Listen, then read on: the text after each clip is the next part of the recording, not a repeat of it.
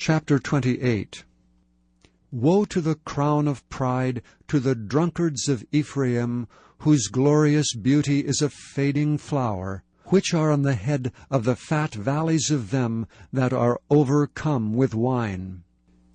Behold, the Lord hath a mighty and strong one, which as a tempest of hail and a destroying storm, as a flood of mighty waters overflowing, shall cast down to the earth with the hand.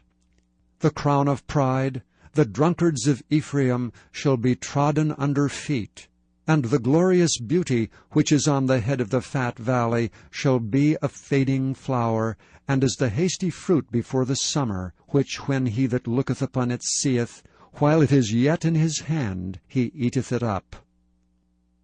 In that day shall the Lord of hosts be for a crown of glory, and for a diadem of beauty unto the residue of his people, and for a spirit of judgment to him that sitteth in judgment, and for strength to them that turn the battle to the gate.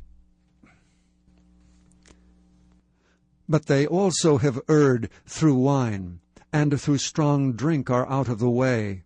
The priest and the prophet have erred through strong drink. They are swallowed up of wine. They are out of the way through strong drink. They err in vision. They stumble in judgment. For all the tables are full of vomit and filthiness, so that there is no place clean. Whom shall he teach knowledge? And whom shall he make to understand doctrine? Them that are weaned from the milk and drawn from the breasts.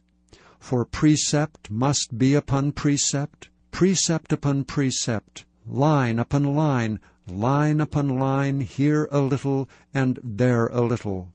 For with stammering lips and another tongue will he speak to this people. To whom he said, This is the rest wherewith ye may cause the weary to rest, and this is the refreshing. Yet they would not hear. But the word of the Lord was unto them precept upon precept, precept upon precept, line upon line, line upon line, here a little and there a little, that they might go and fall backward, and be broken, and snared, and taken. Wherefore, hear the word of the Lord, ye scornful men, that rule this people which is in Jerusalem. Because ye have said, We have made a covenant with death, and with hell are we at agreement. When the overflowing scourge shall pass through, it shall not come unto us. For we have made lies our refuge, and under falsehood have we hid ourselves. Therefore thus saith the Lord God, Behold, I lay in Zion for a foundation a stone, a tried stone, a precious cornerstone, a sure foundation. He that believeth shall not make haste. Judgment also will I lay to the line, and righteousness to the plummet. And the hail shall sweep away the refuge of lies, and the waters shall overflow the hiding place. And your covenant with death shall be disannulled, and your agreement with hell shall not stand. When the overflowing scourge shall pass through, then ye shall be trodden down by it. From the time that it goeth forth it shall take you.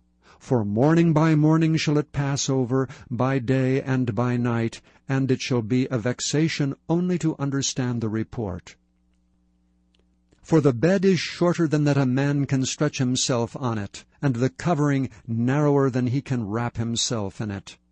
For the Lord shall rise up as in Mount Perazim, he shall be wroth as in the valley of Gibeon, that he may do his work, his strange work, and bring to pass his act, his strange act. Now therefore be ye not mockers, lest your bands be made strong. For I have heard from the Lord God of hosts a consumption, even determined upon the whole earth. Give ye ear, and hear my voice. Hearken, and hear my speech. Doth the plowman plow all day to sow? Doth he open and break the clods of his ground? When he hath made plain the face thereof, doth he not cast abroad the fitches, and scatter the cummin, and cast in the principal wheat, and the appointed barley, and the rye in their place?